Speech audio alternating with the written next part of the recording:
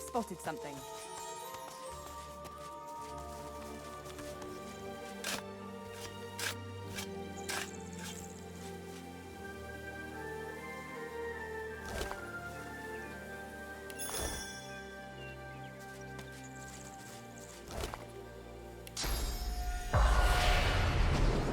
The spirit of a poacher stands before you. He begs for mercy, but not from you. He has no eyes for you. Please, Master Acker. It was a mistake. I'd never have killed that deer, not if I knew who it belonged to. The spirit of the poacher suddenly turns and notices you. It is the last thing that he does.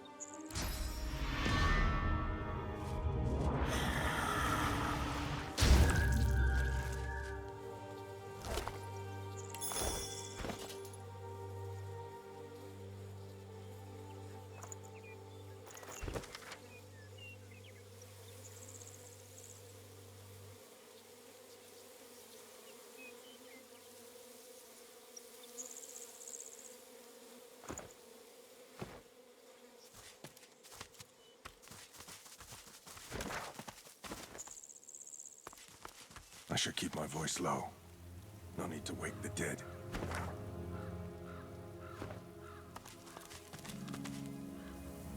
Let's see what spirits form this garden. Look who's come to join the party.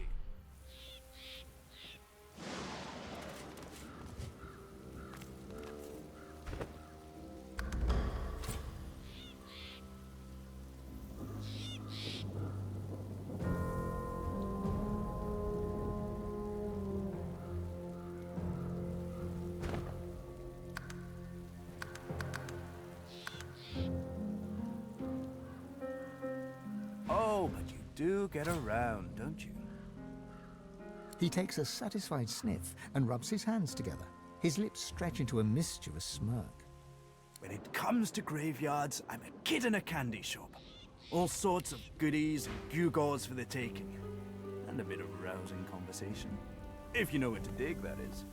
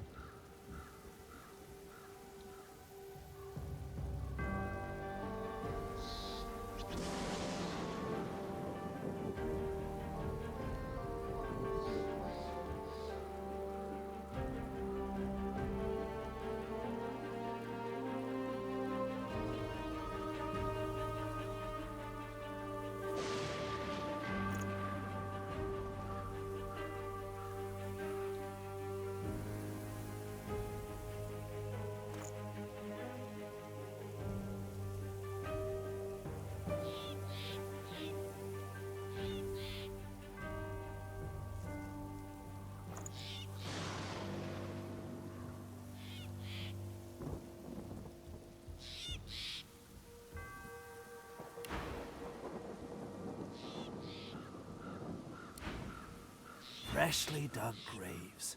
Such an earthy pungence, don't you find? Ah, it's a quandary, you see. I'm not exactly welcome in the stone garden. The servants that tend the graves, well, their master, this Riker fellow, caught me nosing around, so he had them chase me off. The spirits within are particularly feisty as well. Can't say why. I'm as gentle as can be. Alas, I'm stuck sniffing out herbs and fungi on the outskirts. He presses a forefinger against his chin and hums. This is when having access to a God-woken might come in handy. You see, beyond the gates, there's something that my heart, such as it is set on. Well, that's the gold-plated question it is. I dare say you'll enjoy this story. Somewhere in this graveyard lies an object of tremendous power. Or so the legends say, anyway. Belonged to a family buried near here. The Surreys. I've been reading up on them. An ancient clan of eccentrics and oddballs. Fascinating people, truly. Old Joanna was the last. The poor dear. Had no money, no children, just this incredible heirloom passed down to her through the generations.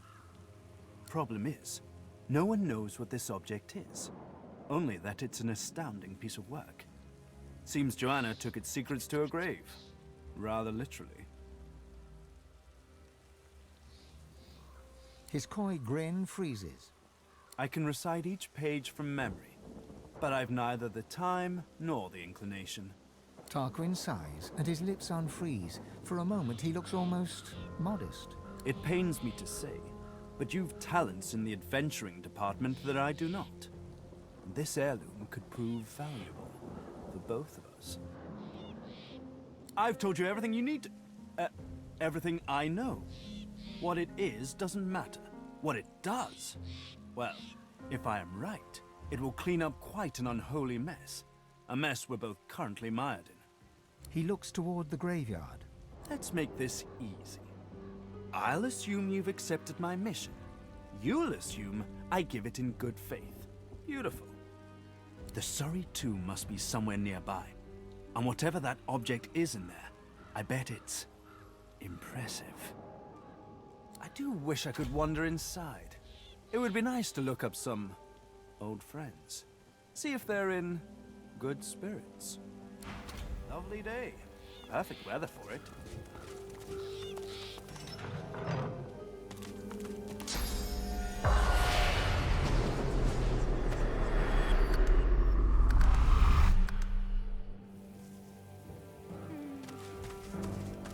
Ten spans up.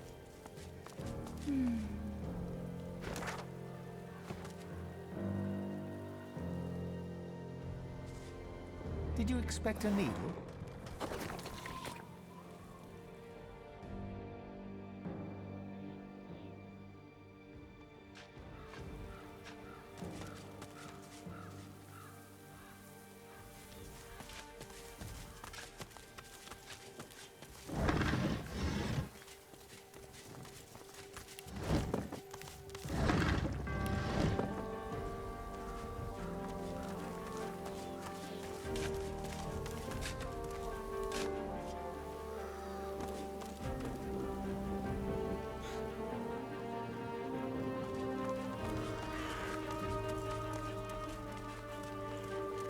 Locked in perpetual prayer. Keep trying, my friend. I don't know this goddess, but I can imagine the tall tales told of her.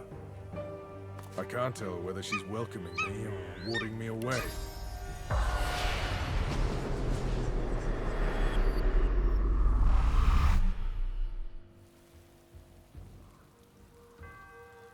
We died In glorious death, deaths. the dwarves give eagles life. An elegant passing for an We were inelegant picked people. off by spies. There was no glory and no point to it either. The spirit is dressed in tattered ceremonial garb. Eagle feathers tangle in his beard, and bird droppings decorate his robes. He surveys the circling flock with evident satisfaction. My faithful eagles work still. They know their duty. They need me not. See my feather fall here, prime among my flock. He won't leave my body till naught remains but bleached bone. No ordinary hunger, but a trained hunger. Watch. See him separate spleen from marrow, just so. Picked off by spies. Hurts? No glory. My dear boy, no. All I feel is pride. My featherfall knows just how to slice and just what to chew. He eats to free me, to free this spirit from its earthly ties. With each peck, I am closer to the Hall of Echoes. You watch yourself. There's a voice whispering promises to the dead around here. Word is that they'll be walking about with flesh on their bones again if they send you to the Hall of Echoes. You're God-woken, ain't you? You've a certain something about your aura. Don't ask me why. But someone out there's got it in for you and everyone like you. Watching the birds pick your body clean is almost soothing. At least you know you're doing some good for a creature. And it means that elf ain't getting his claws on my corpse. Not mine specifically, but he creeps from grave to sepulchre, taking what he wants. Whatever he wants. A grim expression passes across her face as she looks out over the graveyard. The dead don't rest easy in this garden. Not by half. He lives in the big house by the gate. I ain't about to wander up and ask for a name, mind you. The less I see of him, the happier I'll rest. Two dwarven spirits at loggerheads. In a flash, you are both of them, brother and sister. Your feminine side is a rebel, rising up against the tyrannical queen. Your masculine side is a royalist, loyal to the monarch he loves. As the brother, you rescue your sister from the pikes of the royal guard. Together, you flee across the sea to the melting pot of Driftwood and Reaper's Coast. But in Driftwood, you visit the lizard. You are the sister, and you know that something is wrong. You climb the stairs to rescue your brother, and find him fighting for his life against the dwarves who would rob him. Both of you die. But your killers do right by their fellow dwarves, and bring you here to lay you to rest. As spirits, you fight for eternity, one convinced that the queen is a tyrant, the other that your treason was wrong. The sister smiles. She feels vindicated. Her brother still does not agree. The rebellion was a disaster. The rebellion was a mistake that cost them their lives. Realizing in a moment that life and death has brought them to the edge of oblivion, they reach for each other. And then they are gone.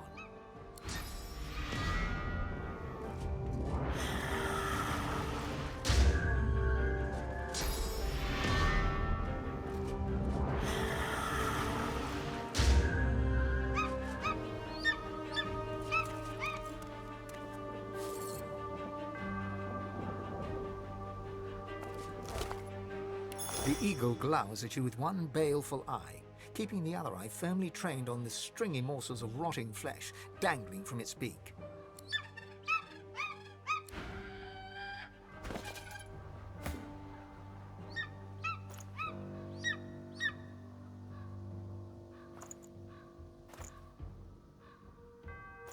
Biting deep into the rotting flesh, your senses are assailed with a rank odor of meat long past its prime. Your memory wavers and becomes not your own, but the memory of one who led the most solitary of lives. You see myriad wings flapping, your hand scattering birdseed. You hear the screeching of eagles, the tearing of flesh. All of your life is centered on this place, this pedestal of death. All of your life is dedicated to feeding your eagles the meat of your dearly departed people.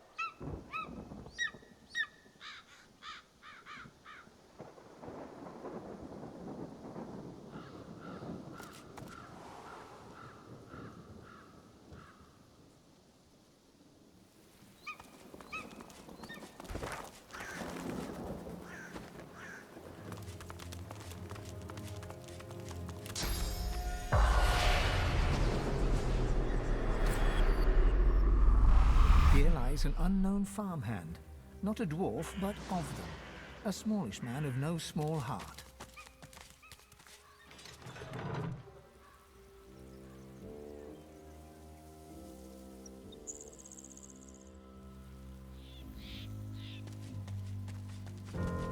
What's this?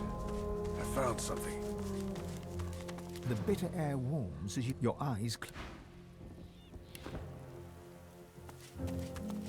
The plinth of the statue bears a series of deep, circular scratches upon its stone. The statue can be rotated. You cringe at the sound of stone grating against stone. You cringe at the sound of You cringe. The statue rotates with little resistance.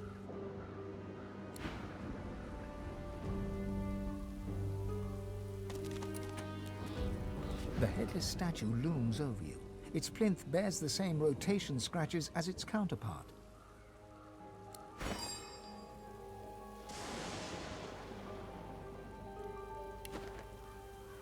The headless statue The statue doesn't move, no matter how much...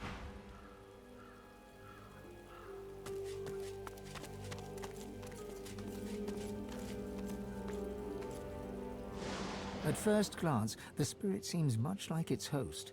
Hollow, detached, yet in its eyes you see something more ominous, something not apparent before. Agony. The spirit nods, and its face grows even more tortured. It is trapped. By what or by whom, you cannot say. This spirit's as haunted as the graveyard it roams. The spirit cannot speak. The creature barely notices your presence.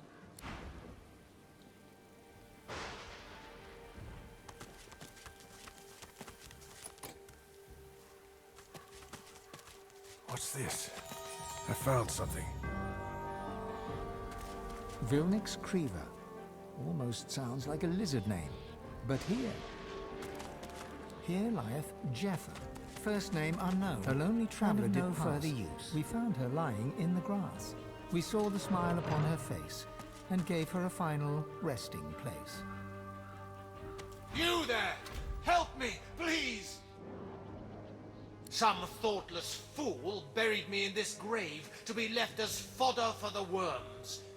I can't be at peace in a place like this. I have to be put to rest according to lizard tradition. The eternal fire burns in the lizard quarter of the cemetery. I beg you, cast my remains into the fire. Set my spirit free. I will never know peace otherwise.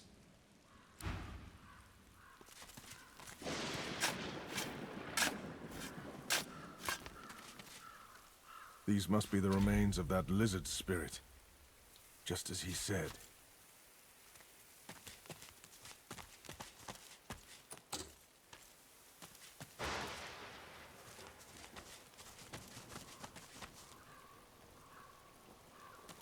Here lies Porphyria Swan, died of shrieking hysteria. Let the gossips chatter, no matter. Pauline Lacey lies here, burned in her bed. As in life, so in death.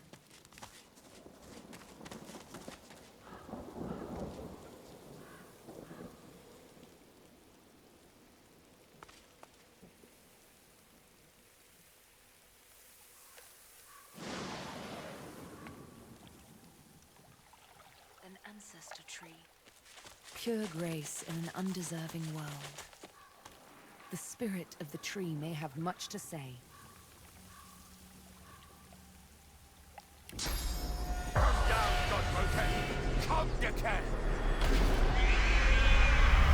An undead elf steps from the shadows. He looks powerful, but when he speaks, he is in pain. Welcome, Godwoken, to your grave. I promise you decay. I decay. But if I serve, I grow again. I shall serve him. You must die. He is my friend. He is your king. He wants your decay.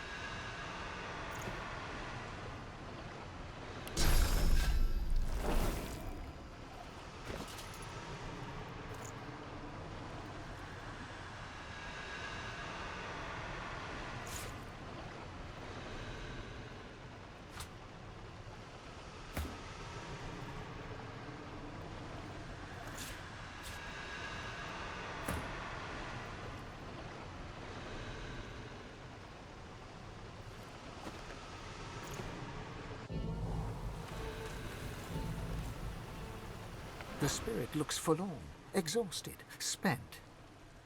Nothing remains of the life you led. The long years after death, resisting the tree as it tried to take your source, have left you with little more than an overwhelming sense of betrayal. Relief flows through you. The spirit slips away. The spirit looks angry. You have been a spirit for a very long time indeed. This afterlife has been spent resisting the pull of the ancestor tree that wants your source. You've always hated the scion of the tree for seeking your destruction. Once he served the hated mother tree. You hate her too, but now the scion has taken a darker path. But he still wants your source. Relief flows through you as a realization grows. You may leave. The spirit slips away.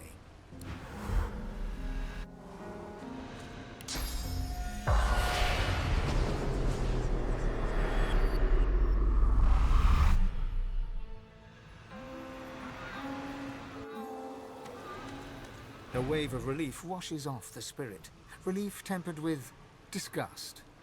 You are an elven spirit. Who you were in life is now forgotten. You have spent the years resisting the pull of the ancestor tree. It would steal your source.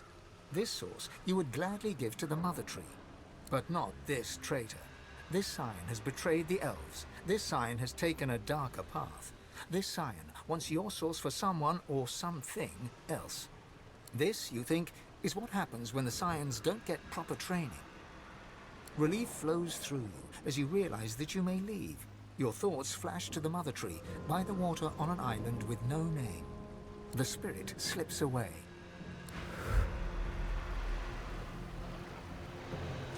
The tree sits lifeless now, bereft of memory, its source gone forever. Dead wood now, it shall fade into the past. The tree sits lifeless now.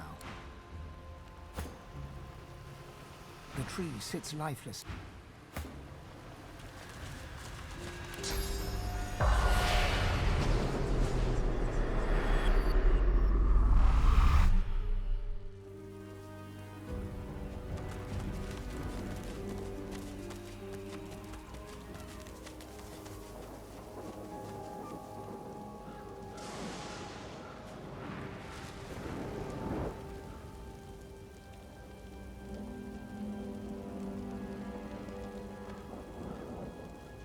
It's hard not to feel some pride in reptilian engineering. I watched an elf spend hours trying to force his way into a lizard's chest. Eventually, he threw it into the flames. But still it sits there, indestructible. He did not leave empty-handed, unfortunately.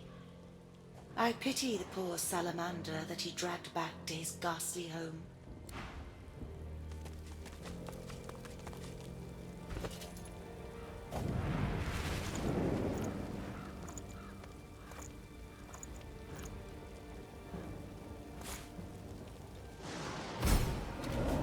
You have done me a great service, friend. Now, the Hall of Echoes beckons.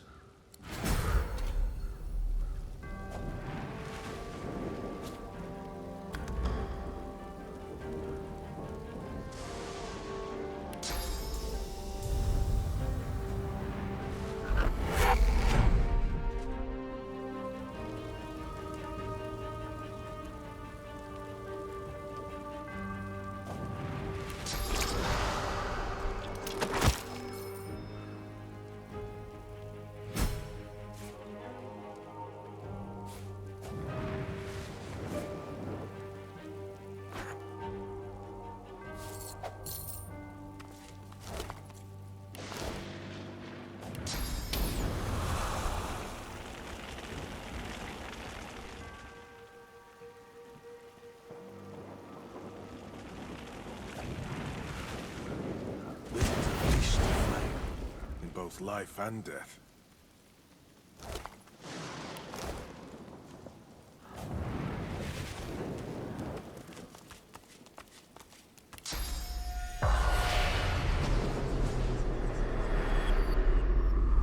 The spirit, it beckons to me.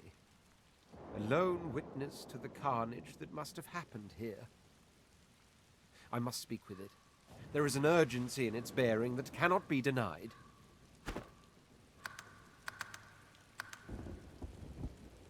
The Red Prince addresses the lizard spirit. He turns out to be a dreamer, long dead, who speaks archaically and sings in a truly ancient tongue. Rav Mudon, Anan Eket, Vetu Duran. Like a lullaby, the melody lulls them both to sleep until, with a start, the Red Prince wakes once more. My word. Even I, not in my wildest, most demon-lusting dreams, could have guessed a destiny such as this. A tale too preposterous to be believed, and yet so ultimately, so undeniably true once told. The race of lizards, all of us, we were dragons once. Great red dragons. Somehow, eons ago, we withered. We shrank, our wings shriveled. Never more to be the majestic creatures we once were. Until now. I am to be the father of dragons, and she, the Red Princess, is to be the mother. I've told you about her, haven't I? The secret of my soul. All my life I thought she was but a dream within a dream, but she is real. She is here. And I must go to her. To think she awaits me even now, no more than a walk away. Come, we must move north at once.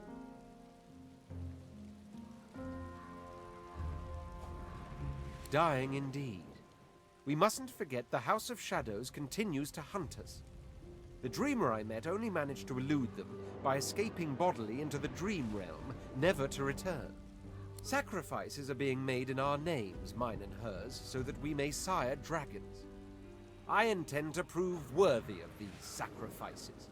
The Red Prince turns to thank the spirit for its aid. The old soul concludes its melody, and with it, its stay upon this world.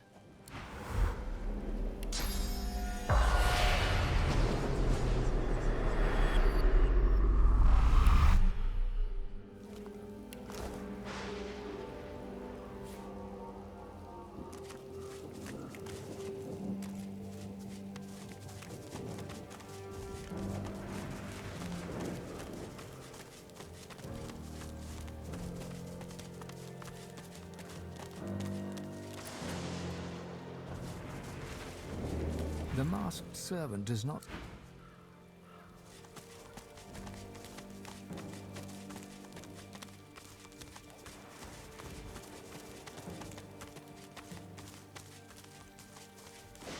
What cause did this knight serve, I wonder?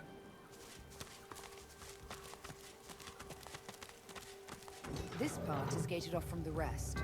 Whoever is buried here must have been important.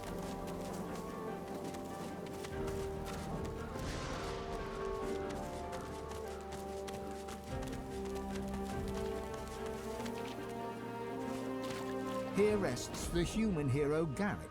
He served Lucian the Divine with immense skill and slew the necromancers who preyed upon the dead of Stone Garden Cemetery. The implements of his heroism shall rest at the site of his victory. Here rests the elven hero Halla. He served Lucian the Divine with great vigor and defended the farmers who feed Reaper's Coast against pitiless bandits. The implements of his heroism shall rest at the site of his victory.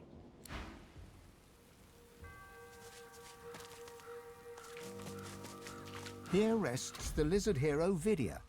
She served Lucian the Divine with great dignity and vanquished the strange beasts that arose from the primordial caverns of Reaper's Coast.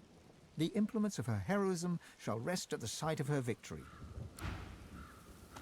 Here rests the dwarven hero Bromley. She served Lucian the Divine with honor and cast out the demons that plagued the great woodlands. The implements of her heroism shall rest at the site of her victory. Suddenly, The earth churns and buckles upwards in several places. Some things are trying to rise to the surface. Godwoken! You must fall! The God King demands it! You must fall, so that we may rise! Let your blood quench our roots, so we may grow. The covenant shall be fulfilled.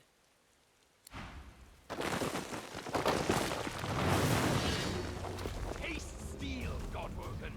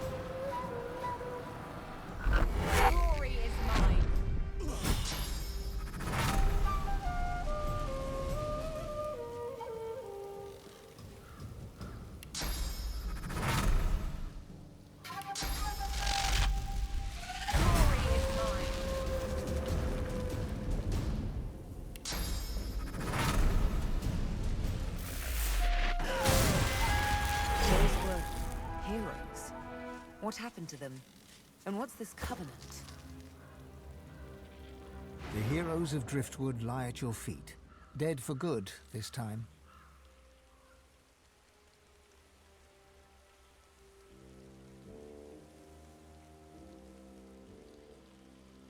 Whoever is behind all this will have to try harder if they want to stop us. They were corrupted somehow. If it could happen to them, it could happen to us. We should be cautious. Most foreboding. When did heroes turn villains? And what is this covenant?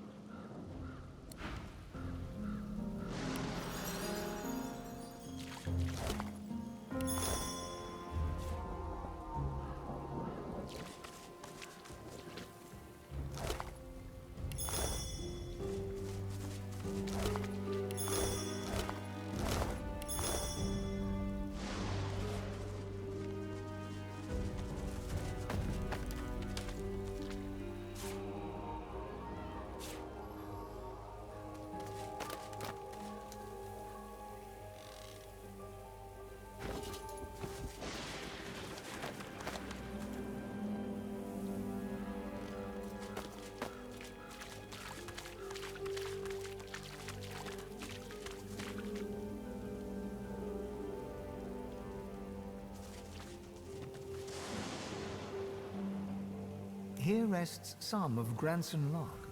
May the rest of him find peace.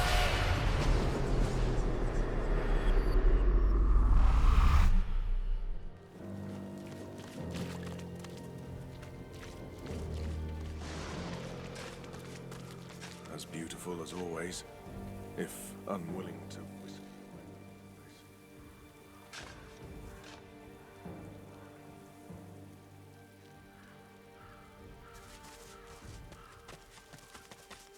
It's not a silent monk, but it seems just as ruler of a rotting kingdom. Here lies Ogden Quincy, poet and tavern wit. Here lieth the clown, thank the gods. Here lies the body of Riona Lee, drowned in the flood of '83. A passing drifter tried to save her, and himself was dragged under.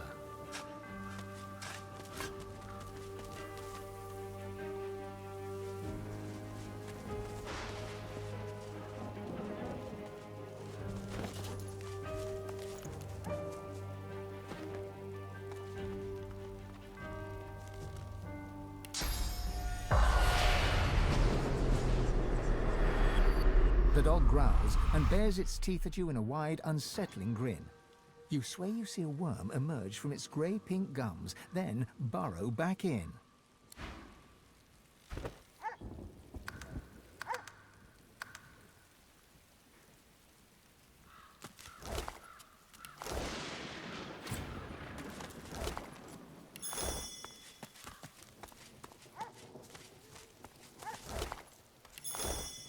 Guarding the dead. An honor or a burden? Well, nice statue. As thatched human graves. May the dead stay forever at rest.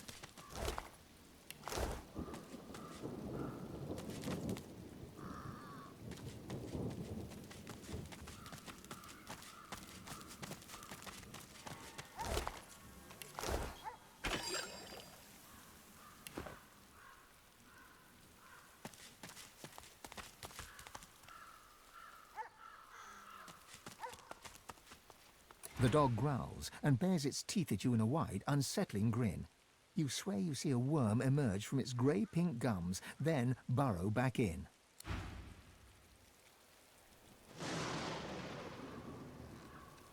Elven tree. The lizard hums tunelessly, not a melody exactly, but more of a meandering moan. 10 spans under, humans slept. 10 spans up, the dwarves were kept. Lizards burned in lasting flame. Elven trees towards skies did aim. She looks to your left with one eye and to your right with the other. It helps me remember where the dead go. Sometimes they don't stay where I put them.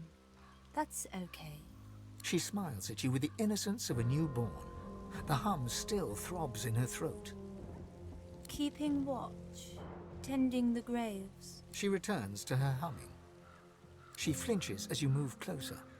No, no touching. Her humming fades. The eerie silence lasts for several seconds. Riker might get mad. He doesn't like it when someone touches his things. She shivers and whispers. Powerful sorcerer. Lives here, right in the garden. He can take the you from you. No brain, just body. She points at her head. The servants, they got nothing up there. Riker has it all now. They need to be freed. Only way, kill Riker. The servants, so lost, chained by Sorcerer Riker. But they can still go home to the hall. Set them free. The ensuing silence lasts for several seconds, until she picks up the melody once again and turns away.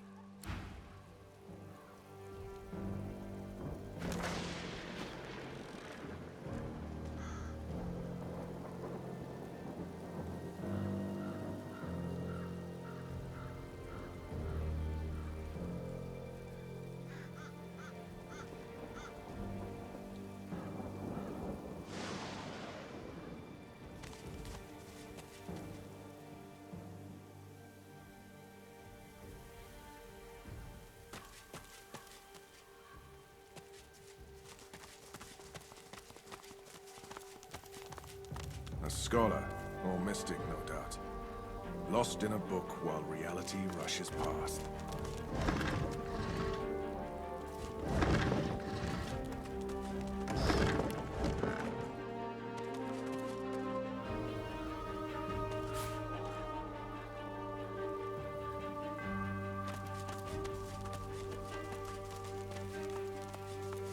Here lies Tree Keller, fell from a great height, a loss keenly felt.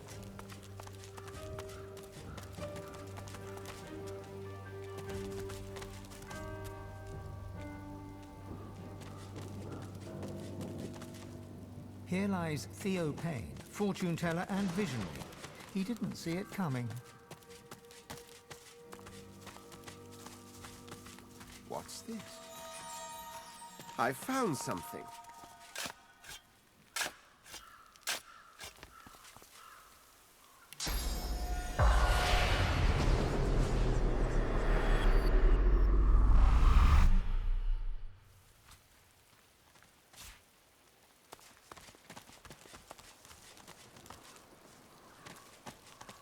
Here lies Partman Winchie Pruitt, too generous by half. Look out, I see a trap Horsemen nearby. pass by.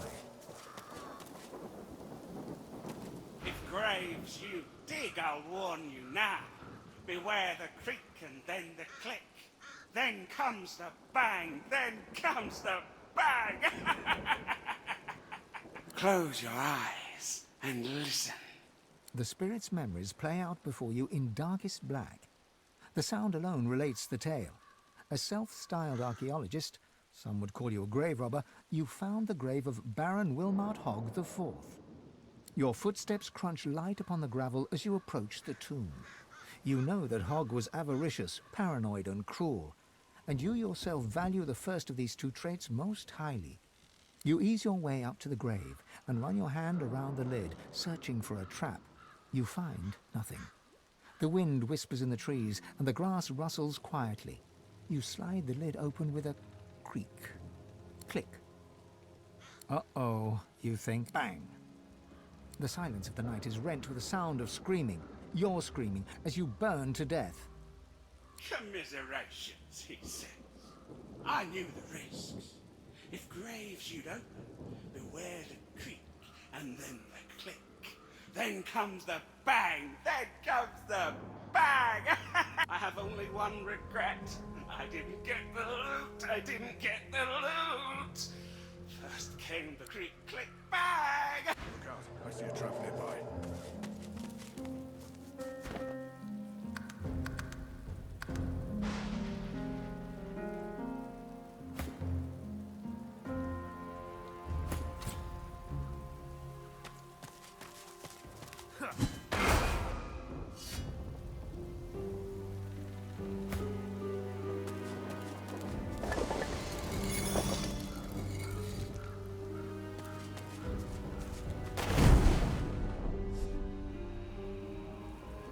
You opened the grave, you heard the creak, click, bang, and creak, click, bang!